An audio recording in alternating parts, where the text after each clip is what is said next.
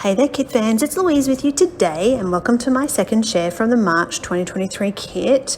What I wanted to do was to use the Vicky Bouton background papers and to create sort of this cube square kind of layout, but I wanted to do it with watercolors.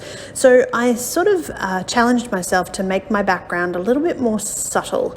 I am totally a bright scrapper, so I love a bright colored pattern paper and I love bright backgrounds, but there's something to be said for a background that's not quite as intense in color. And so you can see that with my watercolor palette, I am just taking a little bit of color and then adding lots of water just to move it around on the background. So I didn't want these to sort of blend. As you can see, I wanted this sort of cube situation going on here, so that in my mind I had this idea to draw the lines down the middle, and you'll see that sort of develop. But I had to make these cubes even because I didn't want them to be one-sided on the page. I sort of wanted it to be a little bit central, but I didn't want it to be perfect either. And of course, just to make it that little bit more balanced, a couple of splatters over the top just helps tie it all in together and bring that sort of unity to each cube. So I'm going to let that dry naturally. Now, because I was using the Vicky Bouton foundation paper, I didn't need any gesso or anything on there. It was pretty good naturally.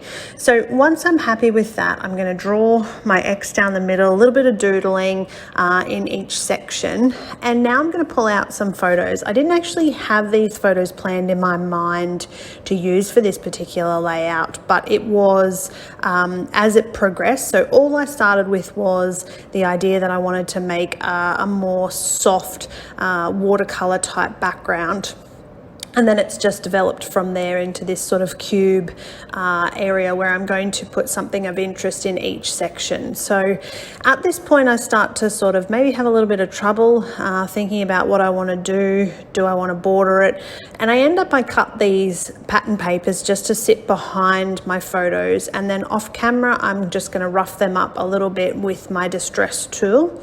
I'm fussy cutting a couple of elements, including that white with the yellow florals from one of the pattern papers, and I think that this is starting to look a lot more balanced. So you can see I've got that area there where I'm telling the story with the photos, and then I've got a little floral embellishment and a place to pop my journaling as well. So I needed to put a title on this, and it's something that I hadn't thought through very well because the alphas that came with this month's kit are white, so I didn't want to put white on white, and so I end up doing them next to each photo and keeping my title super simple, and I'm just putting as in yum, and then yum next to these two funny pictures of my boys eating their dessert one night when we went out for dinner. So quite a cute layout, I thought, and I'm pretty happy with how this one turned out.